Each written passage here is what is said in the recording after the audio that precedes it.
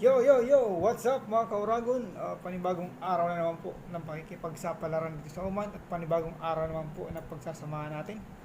So, sa video po na to is continuation lang po ito ng nakarang video ko, which is tutorial kung paano matutong manahi. So, yung sa nakarang video ko po, tinuro ko sa inyo kung ano yung makinang gagamitin natin at kung ano yung mga parts na yon. So, ngayon pong video na to is tuturo ko na sa inyo kung paano yung actual na pag-install o paglalagay ng mga parts na yun dito mismo sa makina o dito sa single needle ordinary. So, yun mga karagon, pero bago muna yan, alam niyo na, intro muna tayo. Manoy Jerry! Uragon!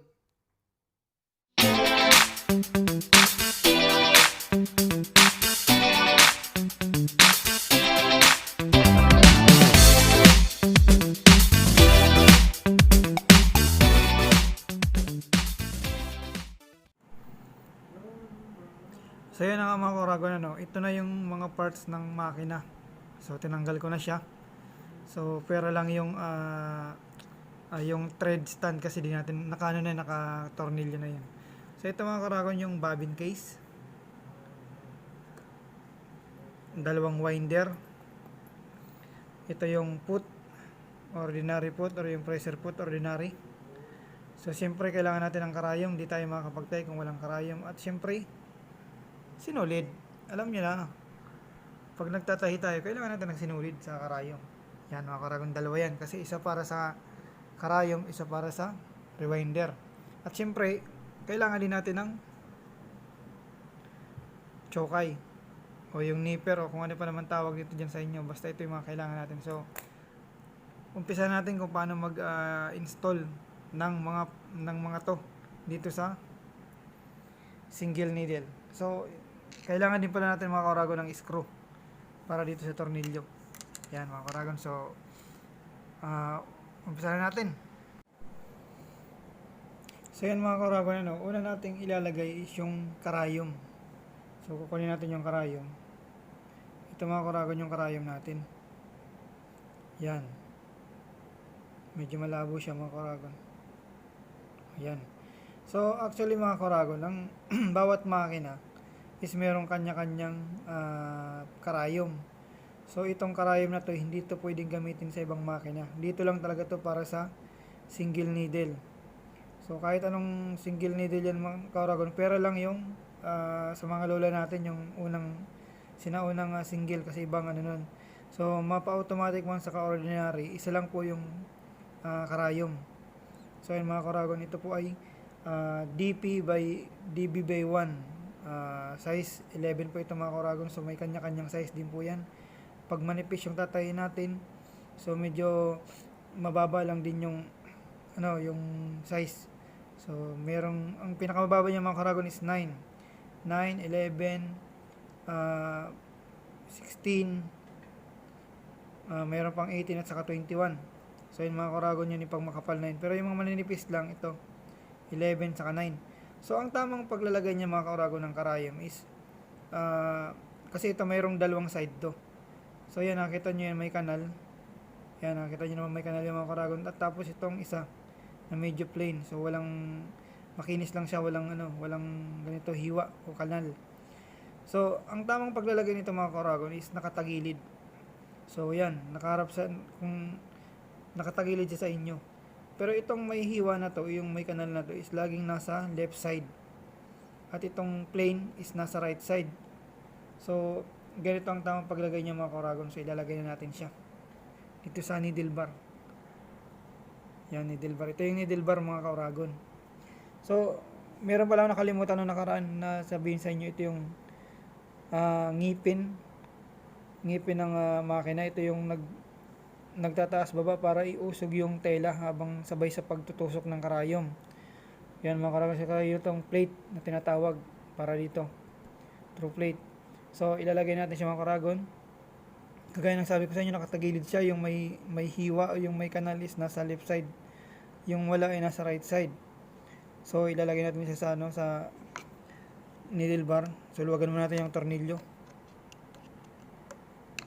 Yan mga karagon. Pero ang paglalagay nito, isigurado nyo na nakasagad siya. Yan.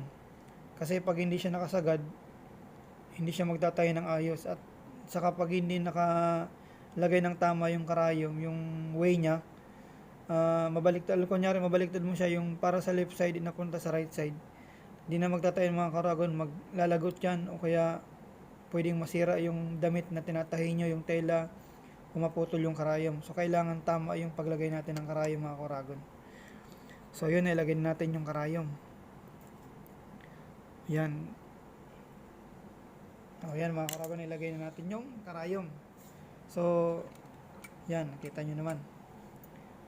So kailangan lang tama lang yung paglalagay natin para hindi siya magloko. Yung pinakita ko sa inyo na may hiwa, kailangan nandito sa may left side. So yung plane o yung makinis nandito sa may right side. So yung mga karagon, yung tamang paglalagay ng karayom. So next nating ilalagay is yung pressure foot o yung ordinary foot na tinatawag. Ordinary yung mga karagon kasi ano lang siya, flat. Kasi ang bawat makina o bawat operation ay mayroong ginagamit na foot. So ito, straight sewing lang to. So mga wala kang gagamitin na pang tapping o ganyan, hindi ka magta-tapping. So basting lang ito mga karagon ginagamit. So usually ito yung pinakagamit na gamit. So halimbawa magtatahi kayo ng 116 yung tatahin nyo, kailangan nyo ng 116 foot. Kung 1/4 naman, 1/4, actually 1/4 na rin to.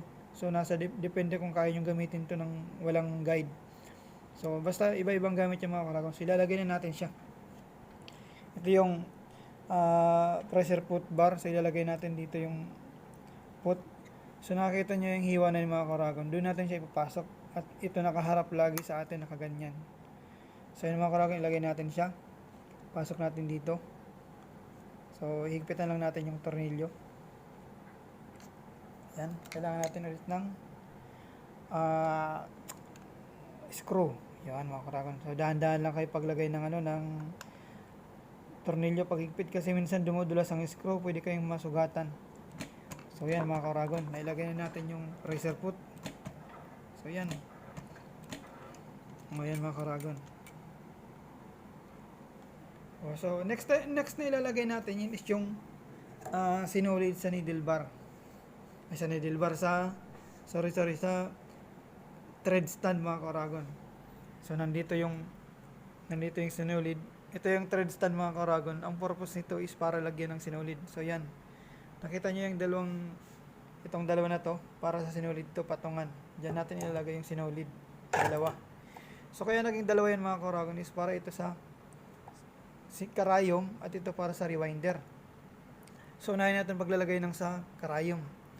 So ang paglalagay ng mga karagon ng sinulid is kailangan tama rin, kasi kung hindi, sabi ko nga sa inyo, pag hindi nyo nailagay ng tama yung mga parts na yan, nagloloko yung makina, di kayo makakapagtayo ng ayos. Posibleng masira yung ginagawa nyo. So ito yung suotan ng sinulid mga karagon. So ang tamang pagsuot nyan is papasok, papunta sa inyo. Tusok natin siya, pasok dito. Yan, di na marunong pumasok mga karagon. So yan, nakuha na natin siya. So pagkatapos natin isuot dito, meron pang isa dito mga karagon sa makina. So hindi ko lang alam kung anong tawag dito. So tawagin na lang natin to na thread outlet. So kung makakita nyo yung mga karagon, dalawang butas nyan. So ang tamang pagsuot nyan is una muna sa taas, papasok ulit, tapos kunin natin siya, iikot natin ng isa, tapos ipasok ulit natin mga karagon. So yun. So ganyan ang kakalabasan niya mga karagon. Yan, nakapulupot siya, isang pulupot lang siya. So after dyan, meron pa rin tayong susuotan, ito. So dalawa din ang butas yan mga karagon, isa sa taas, isa sa baba. So kung ano yung ginawa natin dun sa una, ganun din gagawin natin sa pangalawa. So ipasok ulit natin yung karayom pakaliwa. Tapos kunin natin, ikot natin ng isa, pasok ulit natin ng pakaliwa.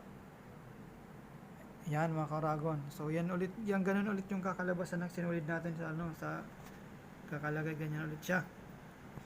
So ngayon, hindi nagtatapos yan ng ating ang pakikipagsapalaran sa makina. So meron pa yung mga karagon ito. So ipapasok natin tong sinulid dyan. Yan. So nakapasok na mga Karagon. Susunod naman dito. Dito sa sa tension adjuster. Para sa tension to mga Karagon, kung medyo maluwag yung tahi nyo, kailangan nyo higpitan, dito kayo magpipihit. At kung medyo mahigpit naman, kailangan yung luwagan, dito naman kayo magpipihit. So ipapasok natin siya dito mga Karagon. Yan sa hiwa na yan. So yan, hiwa na naman. Miss ko na yung hiwa. So pagkatapos yan mga Karagon, dito ito yung spring. Ito yung naglalaro sa sinulid habang nagtatay siya. Pero actually ito ginagamit to kadalasan sa mga automatic eh. So papasok natin siya diyan, ganyan. Tapos ilalagay ulit natin sa ilalim, idadaan natin sa ilalim dito. Ito yan, ganyan. Tapos ibabalik natin siya mga Karagon dito. So bali ganyan na yung kakalabasan niya. So pagkatapos yan mga Karagon, susuot pa rin natin dito sa dila, tawag namin yan dila-dila. Yan mga Karagon. Yan yung nagtataas baba pa, nagtatahi yung makina sa yung karayom. Sa karayom yan mga Karagon. So papasok natin ulit siya pakaliwa. So yan. So sundan nyo lang po yung pagsusulot na yan para hindi po kayo magkamali, hindi magloko yung sinulid nyo, hindi magloko yung tahi nyo. So yun mga Karagon, pagkatapos yan dyan, ipapasok ulit natin siya dito. Daming pasokan So yan mga Karagon, ipasok natin dyan. So meron pa rin isa, ay dalawa yan, tatlo kasama na sa karayom. Ito mga Karagon. Yan. Dito natin siya ilalagay. So iikot lang natin siya dito. So yan, pasok na.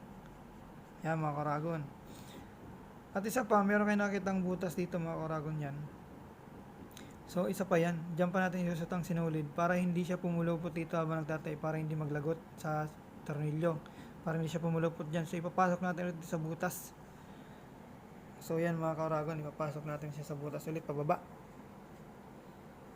So yan.